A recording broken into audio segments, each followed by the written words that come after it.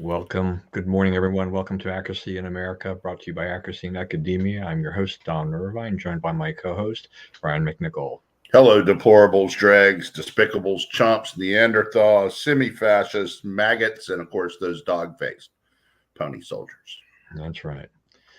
Well, I don't know. The weather is the weather, right? I mean, it's just when you think you're getting some very nice temperature, it gets a little chilly at night and maybe not quite as warm during the day, but that's depending upon your schedule. Still should allow you to get out to the golf course, I guess. Yeah, I get off to work at night. I got time for 9 holes, which is great. Yeah, you're feeling better now. Yeah, yeah. Knees working a little bit better. I'm not running as much because that was, I got to find another way to get that level of exercise without beating on my knees like that. Yeah. Because I was getting where like it was hard No, to walk. no more exploding clubs. No more exploding clubs yet so far. So far, so good on that one. But it's like I was telling Marty last night. My driver, right? That's what. So Marty gave me the driver I had given him. He just pulled out his bag and said, "Here you go, take this back," right? And so it's been like dating your old girlfriend. You can't remember the bad. You can't remember why you broke up, right? But you remember the good times, right? And so like me and the driver had a little reunion. It's been. I was we just had completed the Masters just recently and everything like that, and some of the great stories really are around the caddies, and their relationships, to the players, Right. and how important the caddies are to the players. I mean, you have that's a course like that. Yeah, you've got to have a relationship. You've got to know what your player, what he is likely to use and need in a given situation. Give him a little bit of advice as to what club to use and everything like that. So it's kind of a fascinating, kind of a symbiotic relationship that they have. It's like at Augusta. Now I'm going to get the numbers of this wrong, but there's one point. There's one point on that course. I think you're on the 12th hole, and you're getting ready to hit your tee shot, and you have to check the flag up on the hill on the 15th green to know what the air's doing aloft, right? You have to know that. Like a caddy knows that, right? But like you're just playing some golf course, you don't know to look for that, right? So the stuff that they know is unbelievable. Yeah, I can imagine too. Especially if you're a first time player too. I mean, yeah, you need somebody who's got some experience to help guide you along, through that whole thing. It's a pretty amazing thing. Golf can be a very intricate sport, and it's fun. It's fun to watch during this time of year. We've got some great golfers out there, and so you know, my wife's from Korea, and that had for years. So it's exploded there and brought many players to the PGA Tour, especially on the women's side. Yeah, especially on the women's side. Yeah, no, I was like, yeah, if it's mostly Koreans, there's sometimes there's a few Chinese, but it tends to be mostly Korean for that, right? Yeah. All right. What's our update into Russia and Ukraine? I mean, the battle continues, but they're about to get some more American armaments, thanks to our whatever it was that just happened in the House. I think they brought in a young and new speaker, and they wowed him with intelligence reports and made him feel like part of the executive team, and he fell for it, and he got this. He always had the majority. I've said on here and elsewhere that if he would have held the line on Ukraine and on the border security, he could have been speaker for 25 years. But now he looks like somebody who got rolled, and I think it's highly unlikely if Republicans retain control of the House that he will be the speaker in the next term.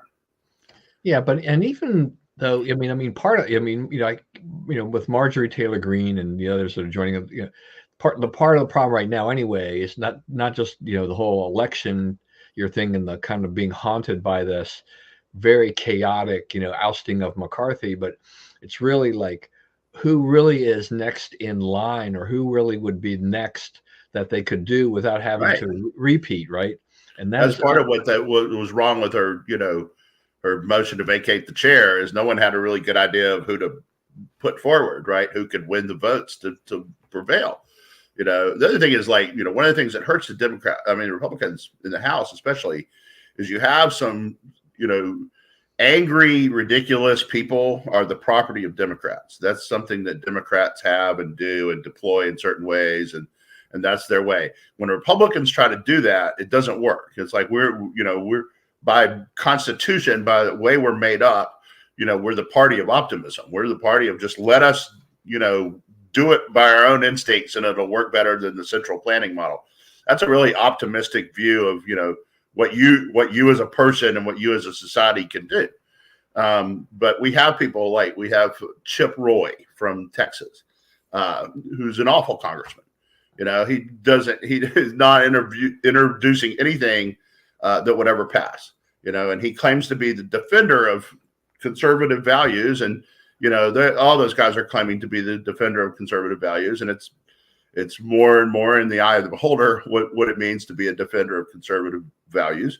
Right. But, that's his big thing. And, if you don't measure up to his dogma list, then, he's out making, talking point ads for the Democrats for, giving speeches on the floor that they can roll into, attack ads on our candidates. And he is not smart enough to realize how helpful he is to the other side. It's just, I ranted. I showed him my way. I shared my thoughts, and it's like, we're not smart. We have him, Marjorie Taylor Greene, Boebert, we have about 7 or 8 people up there who make us look terrible. And it's hard to get your point of view across when you're arguing it through these people. Yeah. I mean, it seems, we have this group really, which are, they're really just nothing but a bunch of kind of agitators. They're there to right. There's no right answer for them, Now, I think Massey, it's like he's defending a principle that it's a little bit, watery from time to time what the principle is and what he's doing to defend it. But it does seem consistent with a point of view, right? I mean, if I think this and then these 10 things flow from that, right?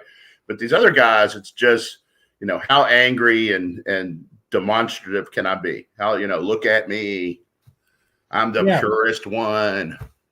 Yeah, no, I mean, they're trying to take advantage of this whole, social media video kind of thing where they can get a lot of time, can go viral for things that they say, not really realizing how much that turns against them and it can hurt the Republicans, longer term, and just kind of leaves people with a bad taste in their mouth. And yeah, it's like, people should be checking legislation that these people are supposed to be working on, because they aren't really working on anything, right?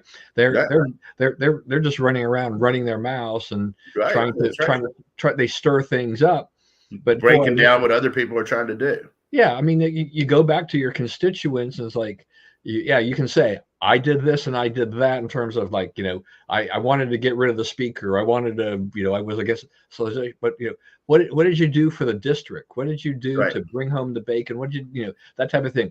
That makes those people vulnerable potentially, unless you're, in a super strong, Republican district. But even then, that doesn't mean that somebody can't be primaried if they kind of leave the reservation. It's, if as right now, I guess as long as they kind of stick with kind of the Trump message, they're safe, for the most part, right? I mean, the Trump message and staying aligned with Trump seems to overtake everything at this point. But Congress is such a mess. Giving it over to the Democrats is certainly not the answer. Going around this next time around, that's not what we want or need. But the Republicans are just playing into their hands. When you see Republicans retire, midterm or late in the term, and just say, I'm done. I'm not even going to wait till January. I'm not going to wait till October or whatever. We're getting out now. We're getting out months and months ahead of time. Right. And who is getting out? What Republicans? Non-MAGA. Right. Republicans. Yeah. Right. Like and one MAGA. It's like 19 and it's like 18 non-MAGAs. So, if you can fill those, you can win those races. You should have a better Congress next time. Yeah, I mean, and this has been going on. I mean, having Trump in office has led to that. The people who aren't aligned with with Trump, with MAGA, they find themselves kind of boxed in, and they're kind of like, well, I can't get anywhere with this. This is just, I don't, I can't stand the agitators, so I'm getting out. It does kind of remind me a little bit of, what happened to the Blue Dog Democrats. They were a powerful force for a lot of years, but they really started to get squeezed. Yeah. And there's like, where are we going? We don't really want to become Republicans. If some of them did, but and the Democrats were going further and further left, and they're like, oh well, this is that that old adage, I didn't leave the party left me, and that's Right. what And then happened. they made a decision that they weren't going to endorse anybody who was anti-abortion. Yeah. Right. So like there was a few people out there, Dan Lipinski and a few others that they were no longer their party's candidate simply because they weren't on the same side on that one issue. Yeah, which is too bad. I mean, I understand all these politics and things like that, but the part of the question there too. I mean, if you have a solid district in your favor, R's or D's, then I think that's what gives the parties. They look at it and they say, we're just not going to support that person because they're not totally aligned on this issue or whatever. But on the other, in the districts that are a little more competitive, that they have to weigh that. Do we risk losing the seat over this issue, or when the person is voting with us, say 85 or 90% of the time, versus someone who'll come lose a seat, you won't get anyone. You'll get a Republican or a Democrat, depending upon which part, they'll vote the other way most of the time. So I've always felt that particularly with the Republicans, they're extremely short-sighted on the overall picture. That I understand the conservative principles. I think it's great when you can get it done like that. But there are some districts in the country where you have to do a little bit of compromise in order to win the seat. And I think getting an R in, to places is much more important than having, this person being having 100% purity on every single issue that you think that they have to look from every single checkbox, right? So so you people out there in the rest of the world know all the Maryland Republicans think like this. They have no choice. Right. I mean, that's how could we win an election? And it's like, speaking of which, though, Hogan's ahead of Trone and Alsobrooks, and the poll came out last week, so pretty comfortably ahead, 7-8 points. Yeah, I mean, either one of them. Right. I mean, we don't know what will happen on election day because we're still, quite a ways away from that. But every week, we're knocking off. It's getting that much closer.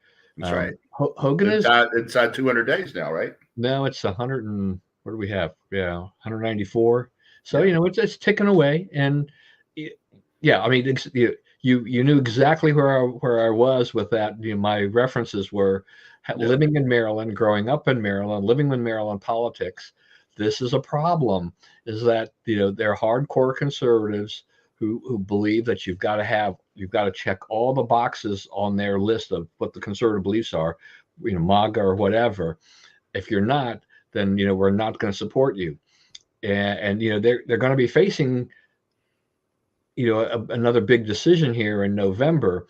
Is that how badly do they want the Republican seat in the Senate versus saying, but Hogan is this and this and this on these issues, right? And I think if you can get the Senate without dealing with Hogan, it's probably better. Yeah, I mean, if the fewer of those kind of people, the better. Right. If you knew that you could do it, then that's fine. We're not really guaranteed then there, and I think you just want that in your pocket, in your back pocket, as a little safety net. That getting a Larry Hogan in there, would probably ensure that you get the majority. If he loses, you still might get the majority, but you might not. We don't. Voters can be fickle. Things can turn on a dime. There's so many different variables in these elections. You just never really know for sure.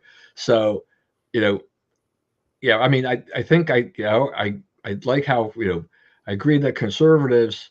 I mean, in general, I mean, they're very principled. They stick to their principles. They know what they want. Democrats are not really principled, in that regard. They don't really, and things that they'll accept a lot of things in their candidates, just to get the D in there and whatnot. But it is this. I just wish they would be a little more pragmatic in certain situations, saying, this is how we do this. I've said this so many times. When Hogan was governor, it's like, he got elected and he governed the only way that he could. And a lot of people who voted for him in 2014 thinking like, oh man, this is great. We've got the governor's mansion back. Just didn't realize, it's like, they weren't really thinking, it's like, he was going to be hamstrung by an overwhelmingly Democratic, legislature. So he had some levers that he could use to enact certain things, executive order type of things like that he could do, but they were not going to be major pieces of, they're not going to be major pieces of legislation. And, and Hogan was smart enough to know too that, if he worked across the aisle a little bit, he might get a little bit of something that moved the needle a little bit more in his direction. And the Democrats weren't. Yeah, the main thing there is you're stopping things more than starting. Right. He's basically there as a blockade. You're preventing leftist craziness. Yeah, he can veto legislation, forcing them to override the veto. Which they didn't really do a lot. They don't really have the votes to override. Surprisingly not. They didn't really do that. But this legislature seems to me has only become more liberal over time. I mean, they actually had, with Mike Bush and Mike Miller leading, the various chambers, those guys were actually pretty decent guys. Right. That's right. When they left, they were replaced by people who were much further to the left than they were. And, and so we see a lot more, we said a lot of crazier legislation, more legislation to look to find how much more can we tax people and things like that. It's like, not thinking that, oh, by the way, if you tax more people, they might actually leave the state.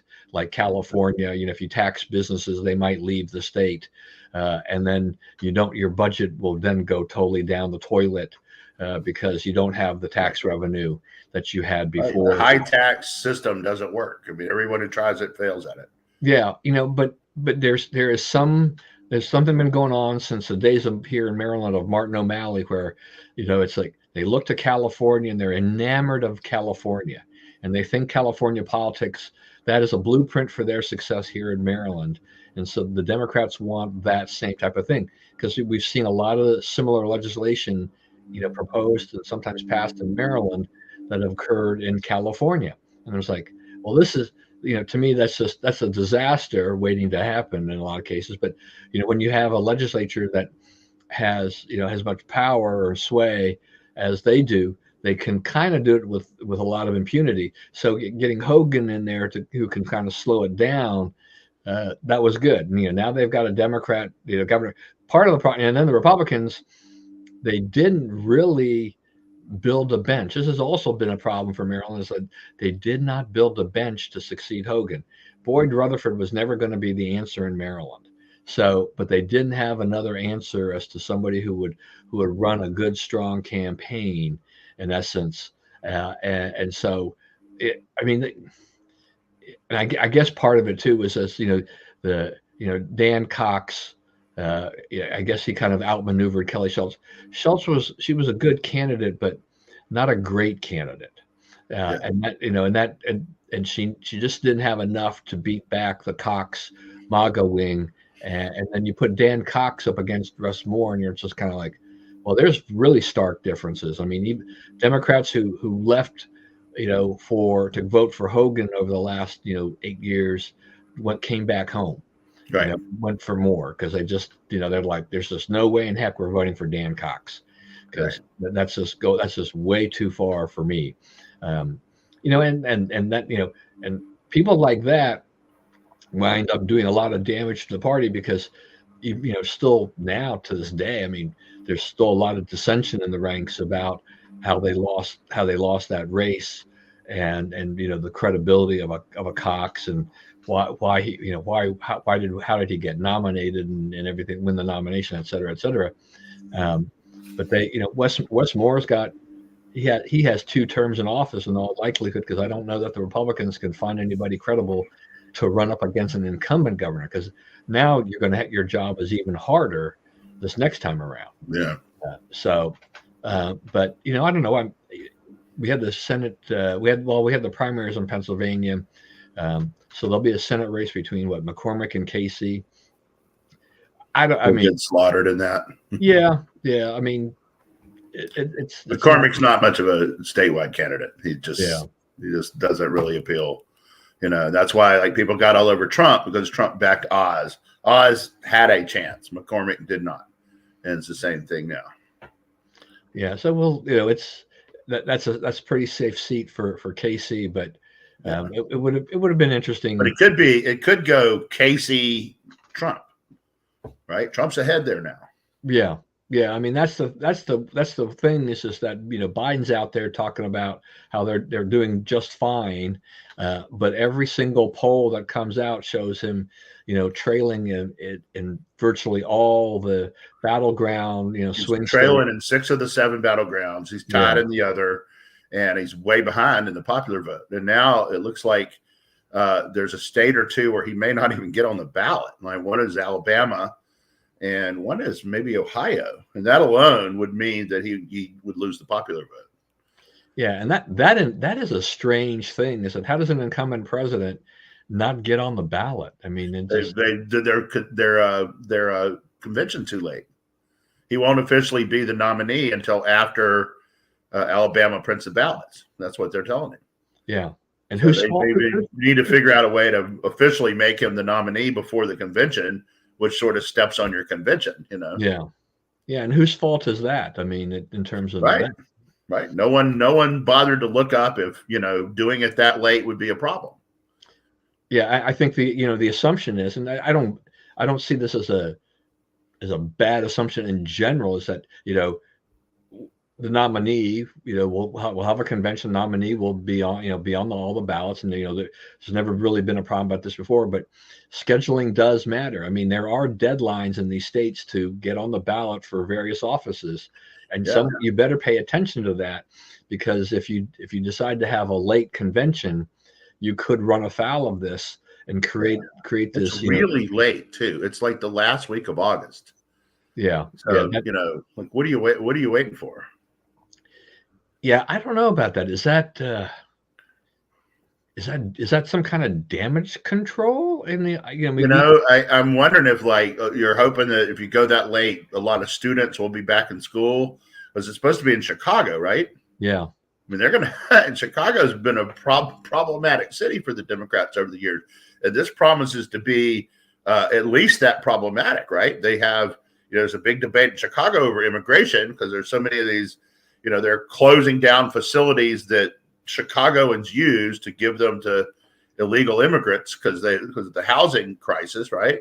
And, the mayor and the governor, want to bring in more illegal immigrants, and the people in Chicago are getting fed up. They're losing ground to people who don't even belong here. So they got quite a mess. Plus who knows if the Palestinian-Israeli situation will be in any better place at that point. Right? You can have Grant Park overtaken by protesters again, and and it's starting to look like there's starting to be some similarities to 68, right? You have a beleaguered Democrat president, buffeted by wars that haven't gone well for him, protests within his party all over the place.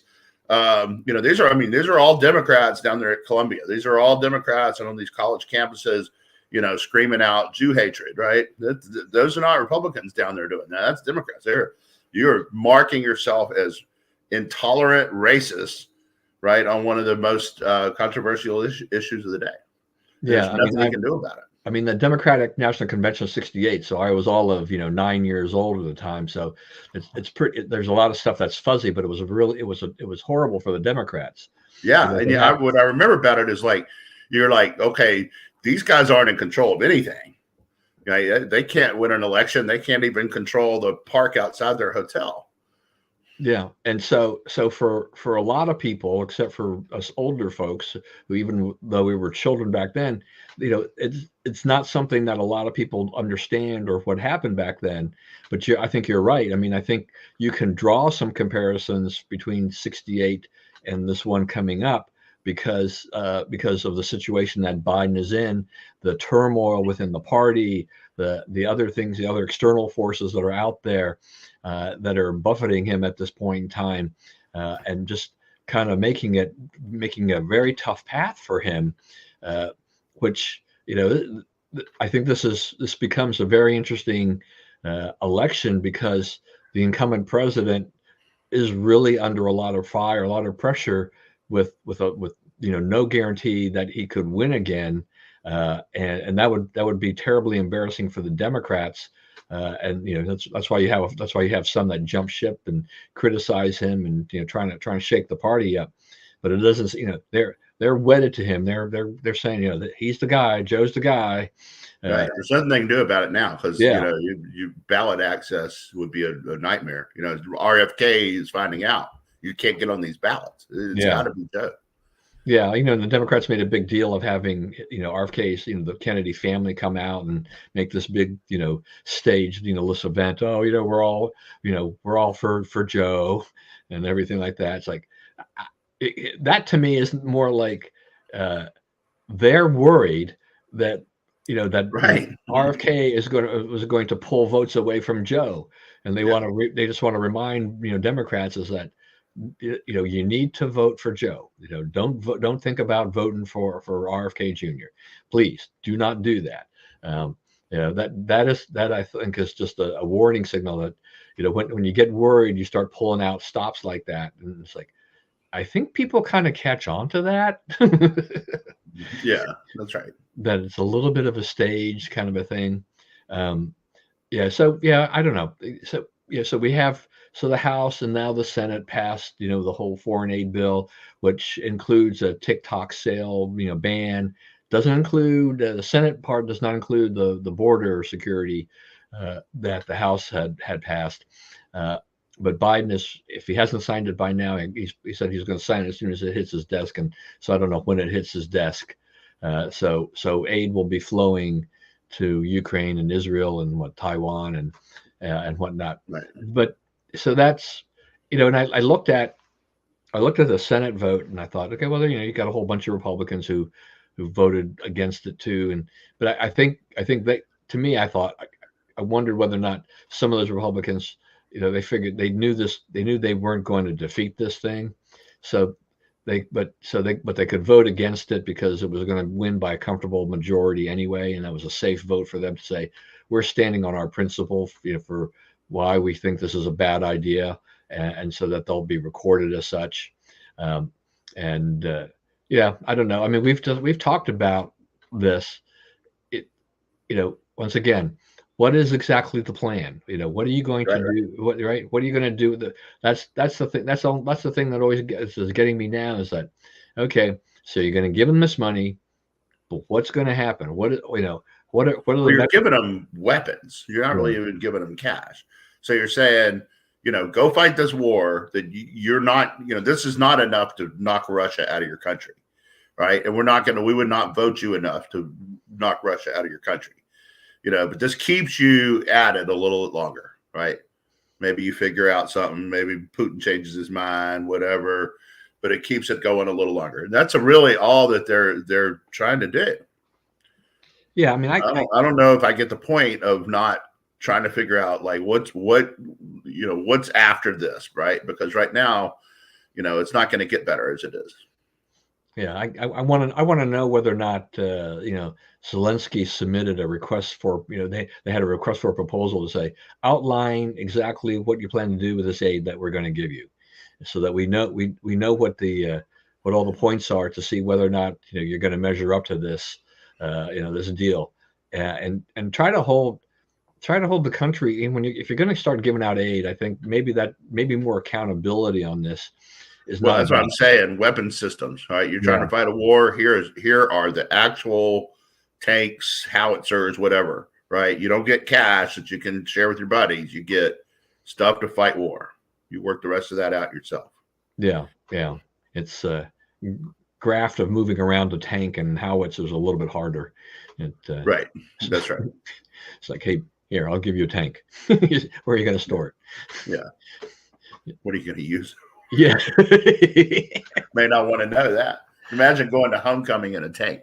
Let's go, baby. Anyway.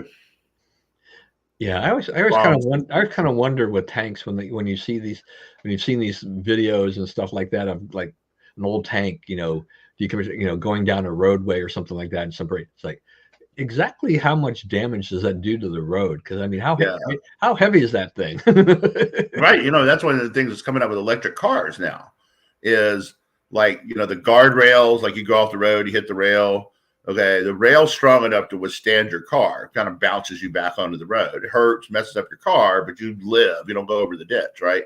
But these electric cars are too heavy for the guardrail. So, like in New Jersey, they're going to charge you a fee for having an electric car that they're going to use to strengthen the guardrails and make the highways more solid because the extra weight is breaking down the highways faster. Well, they've been for years. I think a lot of jurisdictions have been charging a few $100s a year to the EV owners to make up for the lost gas tax, or what they thought was the equivalent of the lost gas tax. But there's a lot more to that, as you're kind of getting into, because the cars are heavy, because the battery is so heavy that there's so much potential for more damage. They probably ought to have a higher fine or whatever, fee for that, for having that vehicle on the road, for the potential of what goes on there. It's interesting though too. I had lunch yesterday with a financial advisor, and we meet once a year and just kind of talk about a lot of different things. Actually, we almost never talk about finances, which is always pretty funny. It's been like sports. He even talked to me about a documentary he saw on a football club in England out of Burnley that was apparently purchased by a bunch of Latter-day Saints, and stuff like that, and how they were down in one of the lower rungs, and then they got elevated up to the Premier League, and then promptly were not competitive, and then got re-regulated down again, and stuff like that, so that they're up and down battle. And I was like, well, that might be kind of interesting, because you see a lot of people who now are starting to invest, foreigners investing in these clubs, people just average, people who've got a lot of money to burn, they could get together and like, oh yeah, I think it'll be fun to own a British soccer club. Let's go and buy that. We don't necessarily know what we're doing, but let's go and do it. What the heck, and stuff like that. But he said that 2 years ago he put down a deposit for a Rivian truck, and after 2 years they still couldn't deliver. And this is a little bit like Tesla in the early going. Tesla took deposits like $100 or $300, but it took them over 2 years to deliver the first cars from the time they took deposits from people. They had a very long list of people that were waiting for cars, at the beginning. But he has apparently had a neighbor that has a Rivian, and I was talking to him. I said, think about these cars too, and even the modern cars, the more late model US cars, even just the gas cars, is that we now have all these sensors in the bumper, right, and all kinds of cameras and all these kinds of things. So why does auto insurance go up? Because your car has become a sophisticated computer all the way around, and you damage that. You're now damaging electronics, not just this piece of fiberglass or whatever it is. And he said his neighbor told him that if he damaged the bumper on the Rivian, that alone was $15,000. Because he's just like, and I'm like, why? It's not practical. I think that's part of the design. Is they don't want it to be practical. They want it to be almost impossible to drive your own car. Yeah, well, he said that they have a new colleague, fairly recently, a guy who joined their firm, and he got into an accident with his Tesla in November, and he just got his car back. Because while these cars are, maybe cool, and they have some it factor or whatever it is, you're fine until you get into an accident or some other issue where there's very few options as to how to repair it and where to repair it. And the Right. parts they don't flow like they do for the major cars. It's not GM and Ford, and these guys where they can get these parts pretty quickly. The Tesla thing is a lot slower. The electric EV thing is a lot slower to do. And the way the cars are built it just requires a lot more work than the standard car to go and fix. I mean, you can't take your Tesla to They the don't really shop. want you to fix them. They don't really want it, like when it starts breaking, they want you to get a new one. Yeah, but you just can't take your Tesla, your EV anywhere. Just that limits the ability, in terms of what's going to go and happen, all of that. And I'll get back to that in a minute. What about? Well, I'm gonna ask you this too, though. But part of this thing, is this TikTok sale or ban or whatever. TikTok, the owners have already said that, if that's signed into law, that they're going to challenge it as unconstitutional. I mean, they had some kind of ban. I don't know if it was exactly written the same language, but they tried to do this in Montana, and they weren't, they got repealed, I believe. Got struck down. So I don't know. I mean, you have any feelings about, whether or not is this constitutional in your mind? I mean, neither one of us are lawyers. Is this a good thing? Is this a bad thing? Are we going too far with this? Well, I mean, I think it's censorship, and we shouldn't be censoring people. Yeah, it's a bad algorithm, and it's causing people to be neurotic and mean and hateful and all this stuff. And that's true. That's all that's true. But that's we've always said either we trust the Constitution or we don't, right? And we've always said the counter to bad speech is more speech that sets it aright. So if you say, oh, we're just going to, anything that we look at that doesn't fit our content needs. I mean, right now it's one that all the Republicans can kind of say, yeah, those communists are talking to our kids and they're making our daughters want to become boys, and they're causing all this unrest and drug use and all this kind of stuff. Okay. But the next time somebody decides something may be offensive, it may be because it's conservative, right? I mean, that's, there's a lot of precedent already for conservatives.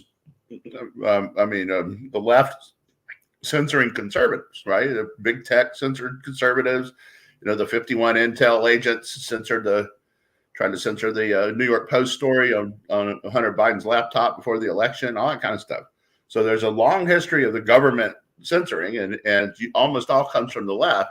And if we enter into something where we say censorship is okay this time because this one's really bad, right, then we are opening the door to all the other stuff they want to censor, right? And it'll be our message that ends up not getting out. Has Trump shifted his opinion about this a little bit or not? I don't know what does Trump say about it? It seems that he's, because he was big on, let's get this thing sold or whatever. He seemed to have backed off of that a little bit. I think he sees it as a free speech issue, right? Yeah. And it is. Yeah, and see, and my position on this is just that the Chinese government, they banned like Facebook and some of these other things. It's like, are we going to be like China? Right. Is that our standard? Is that because China did it, we're going to ban, they banned American, apps, these social media things. We're now going to go back. We're going to go and ban this Chinese, owned app. That's bad. I mean, I think that's bad. Right. And it's worse is Australia, right? Australia is trying to get, so there was a video of someone stabbing a priest in Sydney. And Australia, the government of Australia said that, Elon Musk not only must take that down from X in Australia, he should take it down everywhere. He shouldn't be allowed to show that video to be shown anywhere. Well, Australia does not, if it wants to be a fascist nation, it can be a fascist nation, but it's not allowed to dictate that to the rest of the world, right? Your censorship standards are for your country. Right. And I still say we should not be sharing any weapon systems or intelligence or anything with Australia until the fascists are no longer in control. I mean, it is a dangerously anti-freedom country now, and we shouldn't be involved with them. They're not an ally. Yeah, I mean, if they want to block it in their country, they have the right to censor you whatever you want to censor. Yeah. And look what they did in COVID, right? They had your phone, or if you walked outside your house, some government person came over and made you go back in. Like, no, where did I play in that? Yeah, once again, it reminds me of China. Right? Yeah, that's right. I mean, the British Crown colonies are not good at freedom. They didn't, that Magna Carta was for others, right? It doesn't really pertain to them. They're terrible at it. New Zealand's terrible, although New Zealand's trying to recover. Canada's awful, on human rights. It's recently gotten significantly worse. Like, what's wrong with the British Crown colonies? Can't blame Hong Kong. China took care of that. But yeah, no, the rest of them, it's their own people. It's what they were taught by their overlords. Yeah, there's something to be said for that. All right, I meant to also mention too. We need to have a little discussion here about this hush money trial that is now started and everything. It's Trump seems to be testing, I guess, the limits of the gag order. And, it's Trump being Trump, for part of that. But it shouldn't be a gag order, right? Yeah, no. Well, you can't play in that arena. Don't get in that arena. I think there was a Boston University professor who said he'd watched the first couple of days of the trial and he just like, this is political. I don't think this guy was a conservative. I think, he says this is blatantly political because the charges, are vague. I mean, they're trying to do this as, election fraud, as part of the thing. And it depends on an underlying crime, right? Yeah. You're doing this to forward an underlying crime, and they won't tell you what they think the underlying crime is. Right. They've been very vague about all of this. And I guess this guy's a law professor. He just thinks like this doesn't really hold water at this point in time. And I just don't see where this is going to help the Democrat side at all. I mean, it's, Trump can, he makes some noise. It's like, I should be out there campaigning and doing whatever, even though he does, after he leaves, he can do whatever the court every day, he can do whatever he wants, and do whatever he wants on the weekends and stuff like that. But, he's still leveraging, this trial to his advantage. Yeah. And, it's the Democrats, they should be trying to pull the plug on these things rather than let them go through, because if you don't want Donald Trump to be elected and get this extra airtime, in essence, this is it. You think back about when Trump got elected in 2016, the media was falling all over itself to cover all these MAGA rallies all over the place. It's like, and he got so much free publicity, it was ridiculous. He didn't have to spend anything really on ads because the networks just covered his rallies and let him, watch the speeches and stuff like that. And that just helped, Trump a lot. I don't, like I always said too. I mean, I don't necessarily agree with everything that Trump says. Sometimes I wish he would just shut up. But it's, you cover a trial, and he's saying, look, this is just a sham. I'm being persecuted. This is all political. By covering it, I think that gives people. I think people start to think like, yeah, exactly what is going on here. Why are we prosecuting this guy? Right. Why did you take a case that 4 other prosecutors turned down? That, in fact, Bragg himself had turned it down. Yeah. And then all of a sudden, some guy shows up from the number 3 guy from Maine Justice shows up, and you change your mind about the viability of this case, right? And they're catching Biden meddling in all these cases. I don't know if the last day or so, Judge Cannon down in Florida has unsealed a bunch of documents that show that the Biden administration was riding herd on Jack Smith to do this, and that Jack Smith's attorneys called in Walt Nauta's attorney, Walt Nauta is one of Trump's aides who's been charged in the Mar-a-Lago documents thing, and said, we understand you're up for a judgeship, and it'd be a shame if anything happened to your candidacy for that judgeship, so you would want to be, we're just hoping that things will go well with Walt talking about Trump, and then you will be a judge, right? I mean, it's pretty explicitly stated, what he's saying there. It's very, mafioso. It'd be ashamed of what happened to your nice judgeship. And he's gonna get off because of prosecutorial misconduct down there. He's gonna get off of the ones in DC over the 1512. There's not going to be enough left of that indictment to make it worth pursuing. Trump is very close to being home free on this stuff. Yeah, and then where does the administration look on that they spent all this time and money, right, prosecuting, didn't get him, and then your only choice is to try again, right? You can't. At that point, you can't let up.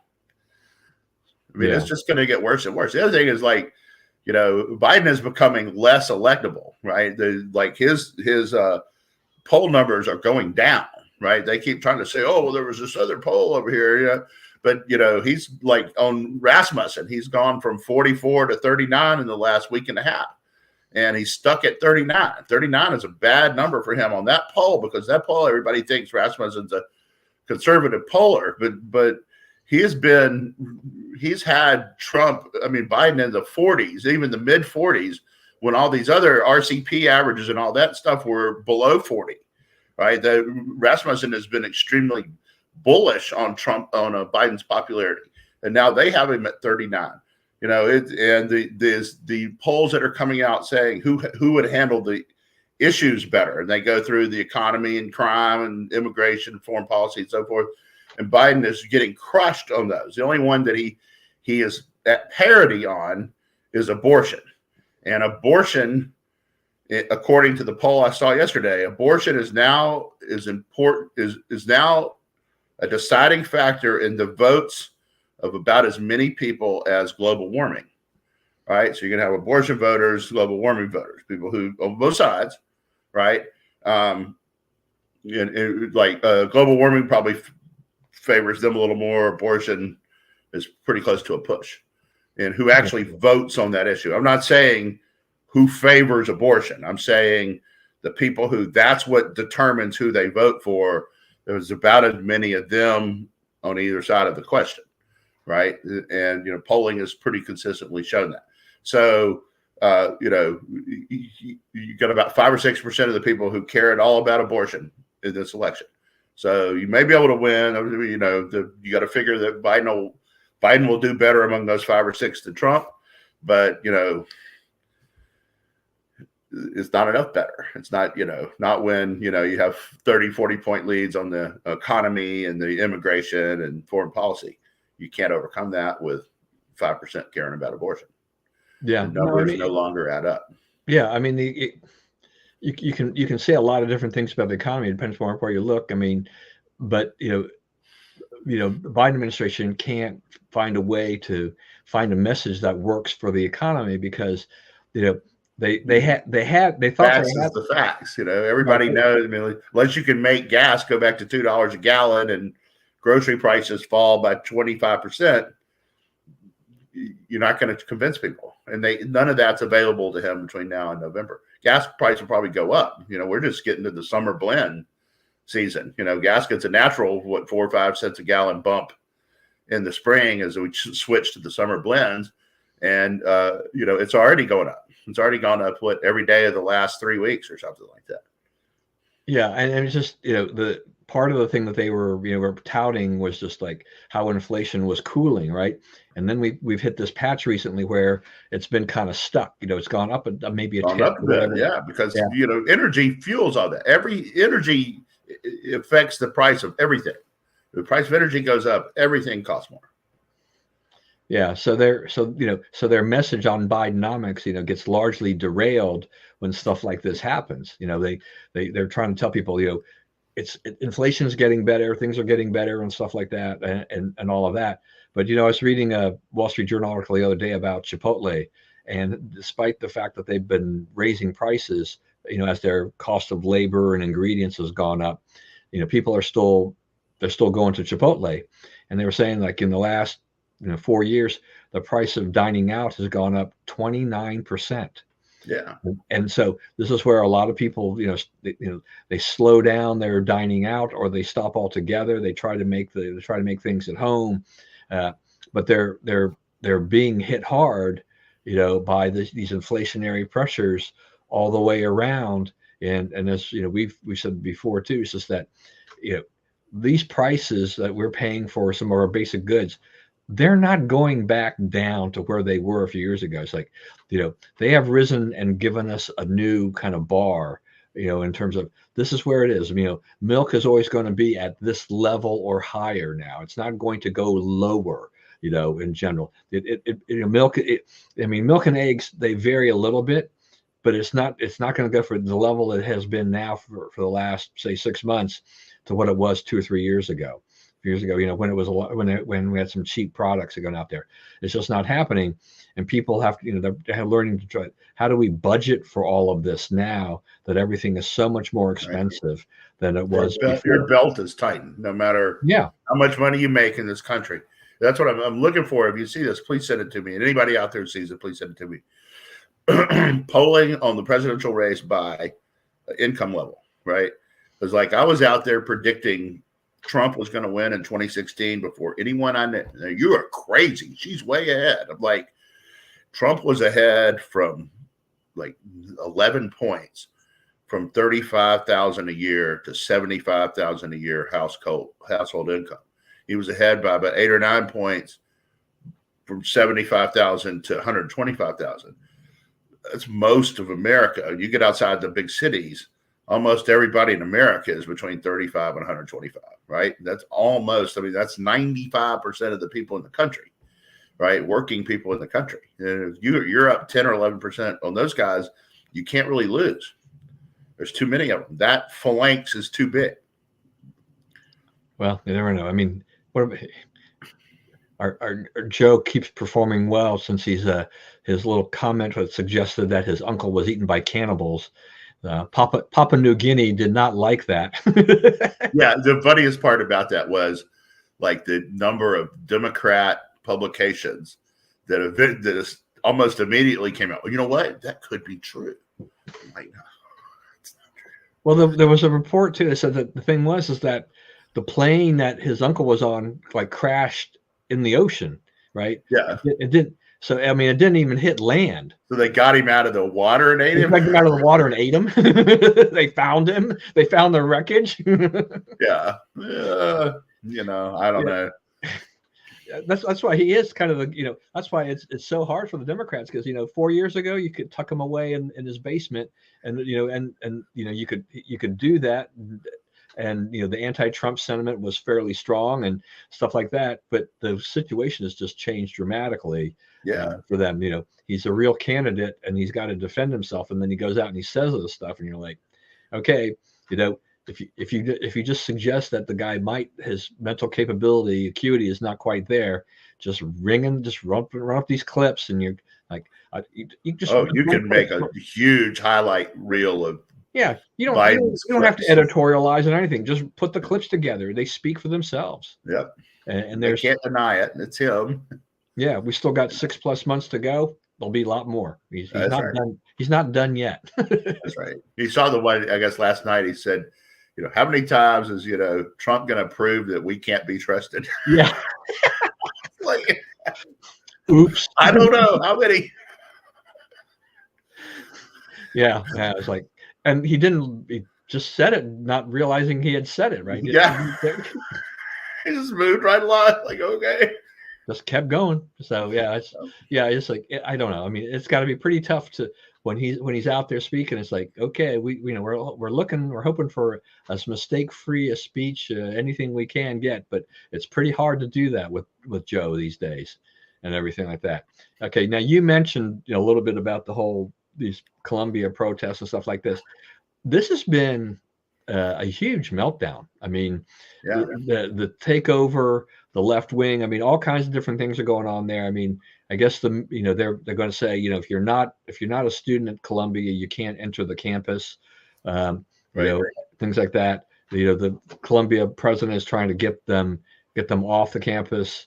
And get these kids to go back to class. They've gone to a virtual classroom setting for the rest of the semester, which is almost over. Yeah, it's almost over. About 2 or 3 weeks. But imagine being a senior, you worked your butt off for 4 years, and you get to the end. It's like, well, don't really come around because, if you're a Jew, you might get beat up. We're not going to protect you. right? President's awful. The president of that school is awful. Well, and you have some fairly high profile people that are Columbia grads or supporters like Robert Kraft and things like that was saying like yeah, no more money. no more money. Yeah, You know, you got to do better than this. When you're allowing Kristallnacht on your campus, right? You can't do that. This is not a protest. This is a Klan rally. Yeah, and so and the left who's been demonstrating. I mean, part of it is that they're like, but we have the right to free speech. Well, you do, but there are rules that are to be followed. And Columbia is a private university, and so they can set the ground rules for what you can do and cannot do, and you need to abide by that. And the administration had let this go way too far, and now they've got a huge problem on their hands that they're trying to figure out how they quell all these issues. Right, because they're saying they won't leave until Columbia divests in all things Israel. Right, and it's like if you give in to that demand, right, then you'll be giving in to demands like that and even more ridiculous from now on. There's no basis for saying no, and if you don't give in to that demand, then they have no plan in place to ever have a viable campus again. So we'll see. Yeah, it's always interesting how the majority of the stuff is happening in the Ivy League. Right, the supposedly most educated people. So, yeah. I'll tell you the other thing that's happening, and this is a big, I don't know, you saw somebody, it was a Jewish guy too, who puts out a thing the other day. He goes, Jewish parents, I say to you, don't send your kid to the Ivy. Send them to a school with a big football stadium and, go cheer for the teams, meet all the people, make all the friends, establish all the job connections, get a really good education, save a lot of money, right? And it's they're obliged to at least treat you fairly, right? Most of them, So yeah, it's quite a thing. All right, let's wrap it up. Go ahead and take us out. Take us out. Let's see what's on our list that we have not covered here. Google fired 54. Yeah, so that's interesting. Google, there was a Google employees had a on-campus protest. And it was like, they had their little poems, what does Google say in Rye? Palestinians have to die. And, they had their little rhymes and stuff going, and they got fired, right? You don't have a right to get fired. You don't have, that's it. Well, they were you don't have a right to go in and tell your boss they're haters. Yeah. They were disrupting Google's business. That's right. And when the Republican company did that, they would be all about their free speech rights, this, that, the other, as it was when they took people off the line at Columbia the other day. But, since they're the right values were defended, blah, blah, blah, blah, blah. And Fetterman said that Romney should take over Harvard. I think that's a pretty harmless place for Romney. Okay, he's an interesting guy, Fetterman. He keeps saying stuff that we do. Yeah. You have Roman Gabriel down here. Roman Gabriel was from Wilmington, North Carolina. The other two famous sports stars from Wilmington, North Carolina are Sonny Jurgensen and, of course, the great Michael Jordan. R.I.P. to him. Also to Dickie Betts, the great guitarist for the Allman Brothers Band, who died this week. And let's see. The wind farms collapse still is good. You're going to see more and more of that. Without federal money, wind farm is not a viable business. Yeah, no, I mean the thing I was reading was just that New York City had been, they been contracted with these people to deliver the power at basically it was 5 times the cost of natural gas and coal. Yeah, and it was going to be on the ratepayers. Ridiculous. Yeah, you can't do it. Yeah. All righty, everybody. Thank you for joining us today. Hope you enjoyed the conversation. As always, please stay safe and stay well. Remember, we live in the greatest country in the world. Do not let anyone tell you otherwise. And God bless America. I will be on a jet plane next week, so we will see you in 2 weeks. So buckle up and get ready for some more action in 2 weeks. We'll see you then.